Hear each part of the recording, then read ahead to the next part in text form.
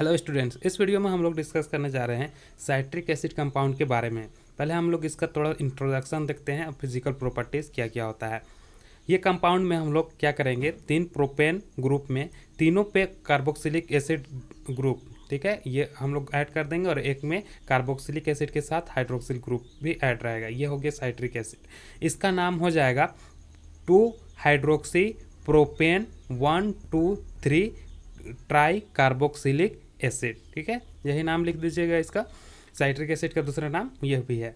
अब इसका कुछ फिजिकल प्रॉपर्टीज़ है, जैसे कि ये क्रिस्टलाइन सॉलिड होता है, मेल्टिंग पॉइंट इसका होता है 150 डिग्री सेंटीग्रेड, यानी 153 डिग्री सेंटीग्रेड पे ये मेल्ट होता है। सोल्यूबल होता है H2O और अल्कोहल में, but sparingly soluble in ether. Found in citrus fruit, citrus fruit में पाया जाता है जैसे कि लेमन, ऑरेंजेस और टोमेटोज, ठीक है। यही था इसका फिजिकल प्रॉपर्टीज़। अब हम लोग कुछ इसका प्रिपरेशन देखेंगे। साइट्रिक एसिड के प्रिपरेशन के फर्स्ट मेथड में हम लोग यूज करेंगे ग्लिसरॉल का, और ग्लिसरॉल से ही साइट्रिक एसिड का प्रिपरेशन करेंगे। यहाँ पे क्या करना है उसको देखिए, ये तीनों कार्बन पे, ये प्रोपेन ग्रुप तीनों पे हम लोग को कार्बोक्सिलिक एसिड जोड़ना है, ठीक है, कार्बोक्सिल ग्रुप जोड़ देना है और ये 2 OH को, इन दोनों को बाहर कर देना है। हम लोग को मिल जाएगा साइट्रिक एसिड। इस स्टेप में क्या करेंगे, इसको रिएक्ट कराएंगे HCl हाइड्रोजन क्लोराइड से। यहाँ पे क्या मॉलिक्यूल H2O का बाहर कर रहे हैं, यही समझ लीजिए। अब यहाँ पे हम लोग को क्या मिलेगा उसको देखिए, यहाँ से C एक हाइड्रोजन बाहर जाएगा, ठीक है, CH, और यहाँ से C मिल जाएगा, यहाँ से भी एक हाइड्रोजन बाहर जाएगा और ये OH हट के और यहाँ पे आकर के जुड़ जाएगा Cl ग्रुप, ठीक है, और ये Ca के साथ OH ग्रुप ही रहेगा, लेकिन इस CH2 के साथ यहाँ पे OH ग्रुप हट करके और Cl ग्रुप लग जाएगा। इतना क्लियर है। इसके बाद हम लोग को करना है इसका ऑक्सीडेशन करेंगे हम लोग, तो हम लोग को क्या मिलेगा उसको देखिए। यहाँ पे ये H ग्रुप माइग्रेट होकर के बस यहाँ पे जाएगा, ठीक है, ये H ग्रुप माइग्रेट होकर यहाँ पे जाएगा, हम लोग को मिलेगा CH2 और इसके साथ लगा हुआ है Cl, उसको वैसे ही लिख देते हैं। अब यहाँ पे कार्बन सिंगल बॉन्ड रह जाएगा और इस कार्बन के बाद जो ऑक्सीजन है ये ऑक्सीजन के साथ डबल बॉन्डेड हो जाएगा। सब बॉन्ड सेटिस्फाई हो गया, कोई चार्ज नहीं। अब यहाँ पे जो CH2 था उसके साथ Cl ही रहेगा। अब इस कंपाउंड को हम लोग क्या करेंगे, इसको रिएक्ट कराएंगे हम लोग फिर यहाँ पे HCN से रिएक्ट कराएंगे हाइड्रोजन साइनाइड से, ठीक है। तो यहाँ पे क्या होगा उसको समझिए।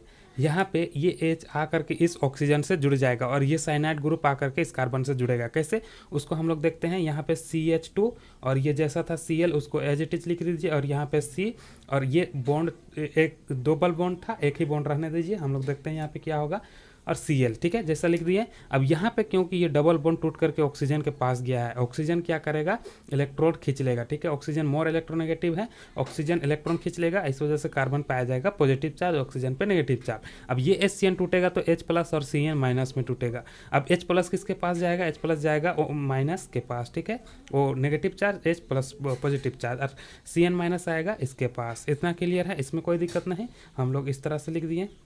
इतना समझ में आ गया। अब इसको हम लोग क्या करेंगे, इसका हाइड्रोलिसिस होगा, और हाइड्रोलिसिस होगा किसी भी एसिडिक मीडियम में, और एसिडिक मीडियम में जब हम लोग साइनाइड ग्रुप का हाइड्रोलिसिस करते हैं तो आप लोग को पता है ये साइनाइड ग्रुप कार्बोक्सिलिक ग्रुप में चेंज हो जाता है। उसी को लिख देते हैं CH2, यहाँ पे Cl जैसा था वैसा ही, और यहाँ पे C, और इधर OH को लिख देते हैं और COOH ग्रुप को इस साइड में लिख देते हैं, कोई दिक्कत नहीं। और यहाँ पे लिख दिए CH2 और ये जो Cl ग्रुप था उसी को, यहाँ तक कोई दिक्कत नहीं। अब हम लोग इसमें फिर से वही करेंगे, KCN से इस बार रिएक्ट कराएंगे, ठीक है। क्यों, क्योंकि हम लोग को सिलेक्टिवली ये क्लोरीन और इस क्लोरीन को, साइड वाले क्लोरीन को हटाना है, KCN से रिएक्ट कराएंगे। यहाँ पे क्या हम लोग को मिलेगा उसको ध्यान से देखिए। यहाँ पे ये CH2 और Cl हट करके लग जाएगा CN, ठीक है, कोई दिक्कत नहीं यहाँ पे। और यहाँ पे C और ये तो COOH, हम लोग को तो ये ग्रुप यहाँ पे मिल ही गया, इसका कुछ काम ही नहीं करना है।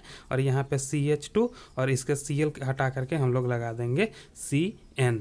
इतना क्लियर है। अब इसका जैसे यहाँ पे किए थे सेम वही करेंगे, इसका भी हाइड्रोलिसिस होगा और ये होगा एसिडिक मीडियम में, और हम लोग को क्या मिलेगा, CN चेंज हो जाएगा कार्बोक्सिलिक ग्रुप में। हम लोग उसी को लिख देते हैं CH2 और COOH, और यहाँ पे C, यहाँ पे OH, और यहाँ पे COOH, और यहाँ पे CH, और यहाँ पे COOH, यहाँ पे CH, ठीक है। साइट्रिक एसिड का हम लोग अब प्रिपरेशन करेंगे नेमिंग रिएक्शन के द्वारा। यहाँ पे है ये बाई हेलर एंड हेल्ड सिंथेसिस। हम लोग क्या करेंगे, इसको पहले रिएक्ट कराएंगे Cl2 से, HCl बाहर जाएगा और एक क्लोरीन यहाँ पे आकर के लग जाएगा। हम लोग को मिलेगा CH2Cl, एक हाइड्रोजन क्लोरीन के साथ, एक क्लोरीन के साथ बाहर चला गया और बाकी जैसा था वही हम लोग लिख देंगे CH2COO C2H5। यहाँ से तो सिर्फ इसको बाहर करके H लगा देंगे तो यहाँ पे मिल जाएगा कार्बोक्सिल ग्रुप।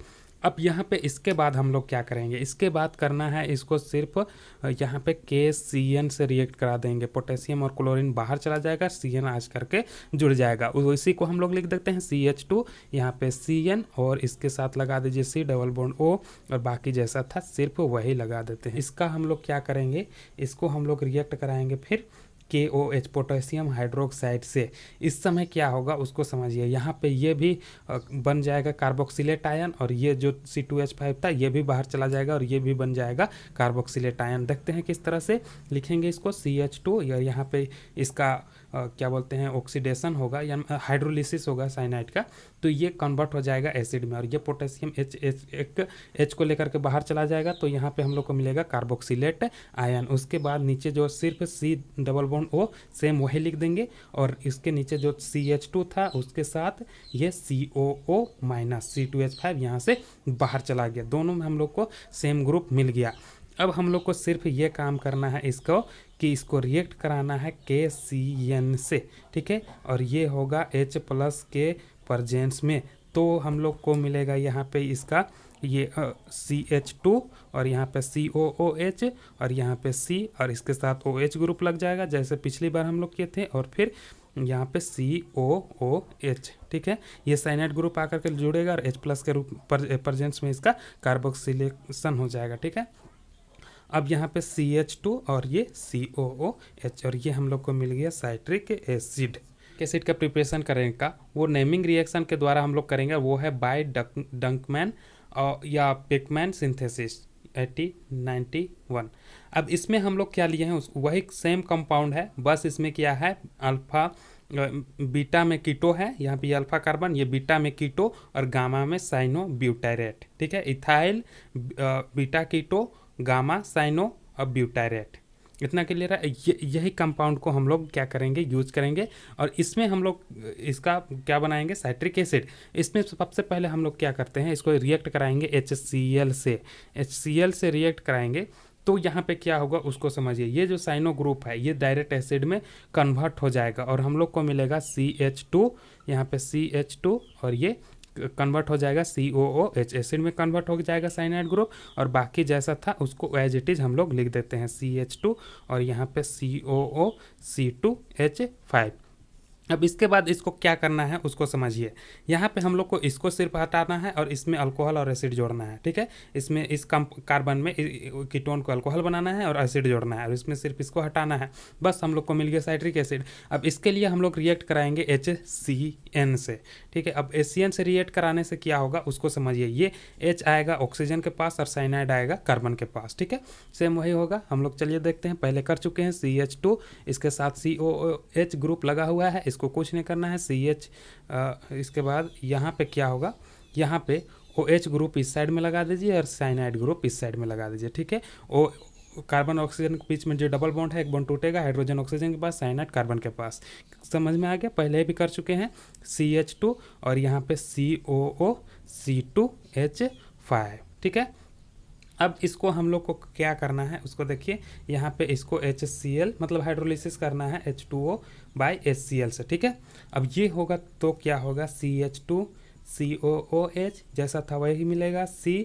अब यहाँ पे OH तो एज इट इज रहेगा लेकिन साइनाइड कन्वर्ट हो जाएगा एसिड में, लिख देते हैं, और यहाँ पे जो CH2 था और ये COOH हो जाएगा और जो C2H5 ग्रुप था ये बाहर चला जाएगा और इस तरह से हम लोग को मिल जाएगा साइट्रिक एसिड।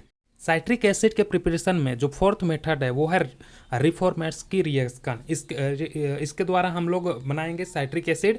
ये नेमिंग रिएक्शन है तो अपने आप में इंपॉर्टेंट हो जाता है। इसके लिए हम लोग लिए इथाइल ब्रोमो एसीटेट और एक कंपाउंड लिए इथाइल ऑक्सैलो एसीटेट। इन दोनों को आपस में रिएक्ट कराएंगे, ये रिएक्शन होगा जिंक के प्रेजेंस में। अब जिंक क्या रोल प्ले करता है उसको ध्यान से देखिए। ये जिंक क्या करेगा, इस ब्रोमीन को लेकर के यहाँ से चला जाएगा और जिंक और ब्रोमीन जा करके लग जाएंगे यहाँ पे ऑक्सीजन के साथ। अब किस तरह से ये होता है रिएक्शन उसको हम लोग ध्यान से देखते हैं।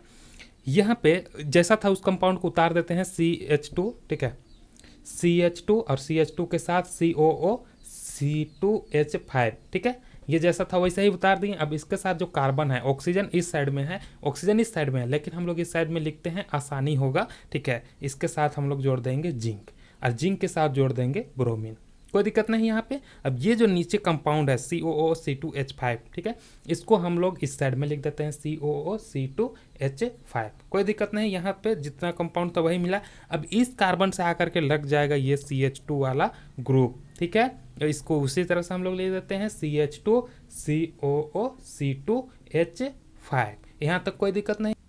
अब ये जो कंपाउंड मिला इसको हम लोग इसका हाइड्रोलिसिस करेंगे तो हम लोग को मिल जाएगा साइट्रिक एसिड। देखते हैं क्या होता है। यहाँ पे H2O कर दिए, यहाँ से जितना भी C2H5 ग्रुप है, ठीक है, जितना भी इथाइल ग्रुप है ये सभी बाहर चले जाएंगे और ये हम लोग को एसिड मिलेगा इसका। देखिए CH2 और यहाँ पे COOH, ठीक है, C2H5 बाहर चला गया, फिर इसमें भी वही होगा COOH, C2H5 बाहर चला गया, इसमें भी वही होगा CH2 और यहाँ पे COOH।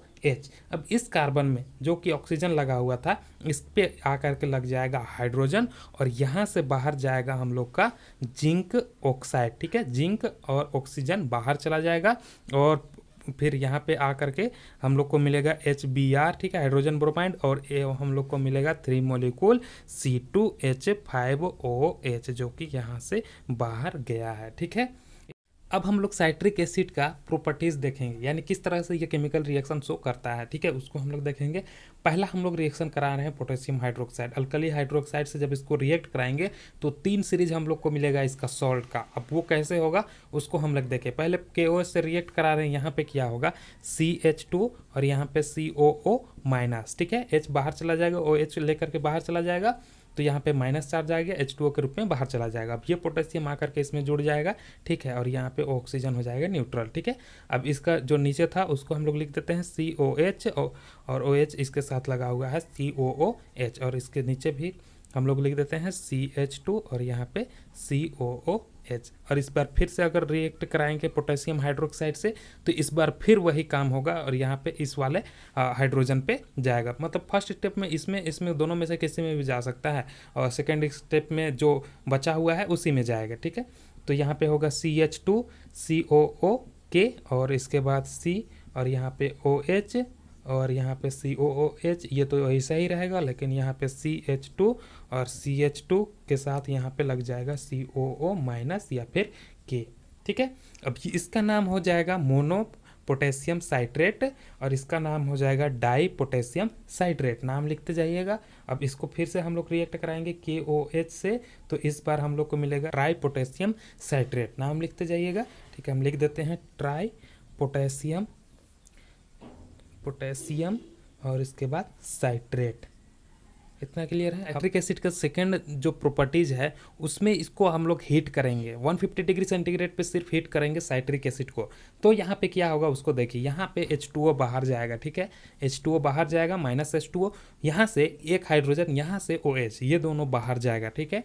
तो हम लोग को क्या मिलेगा CH और COOH, ये OH तो बाहर चला गया, कुछ रहेगा नहीं, यहाँ पे सिर्फ COOH और यहाँ पे CH2 COOH, या तो यहाँ से हाइड्रोजन जाएगा या तो यहाँ से, बात एक ही है, ठीक है। अब इन दोनों कार्बन में क्या लग जाएगा, पहले जो सिंगल बॉन्ड था ये हो जाएगा डबल बॉन्ड और इसका नाम हो जाएगा एकोनिटिक एसिड, ठीक है। अब इस बार हम लोग हीट करेंगे साइट्रिक एसिड को 150 डिग्री सेंटीग्रेड पे, लेकिन इस बार यूज हीट करेंगे फ्यूमिंग H2SO4 के प्रेजेंस में, सल्फ्यूरिक एसिड के प्रेजेंस में हीट करेंगे।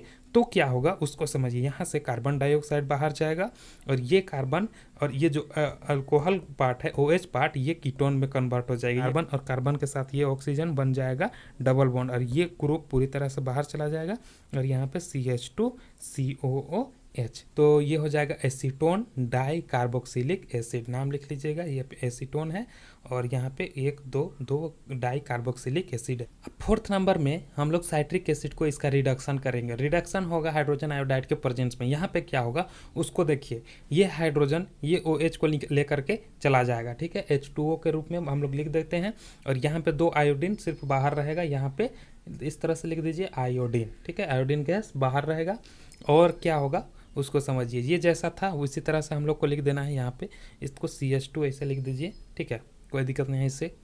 अब यहाँ पे हम लोग को मिलेगा CH2 और यहाँ पे COOH जैसा था उसी तरह से, और यहाँ पे CH और COOH और यहाँ पे CH2COOH और इस तरह से हम लोग को मिल गया try carboxylic acid. 5th number में देखेंगे, यहाँ पे साइट्रिक एसिड को रिएक्ट कराएंगे एसिटिक एनहाइड्राइड से। अब इसमें क्या होगा उसको देखिए।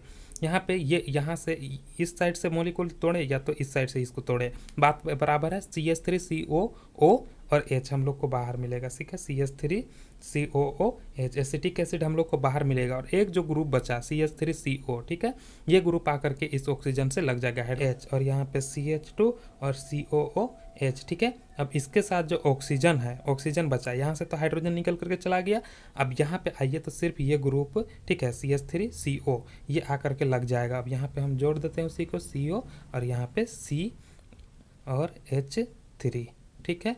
और इस तरह से इसका नाम हो जाएगा हम लोग का मोनो एसिटाइल साइट्रिक एसिड। नाम लिख लीजिए, मोनो एसिटाइल साइट्रिक एसिड। यही था हम लोग का साइट्रिक एसिड कंपाउंड का टॉपिक। तो यह खत्म होना है, तो मिलते हैं इसे किसी नेक्स्ट वीडियो में। Tata bye bye.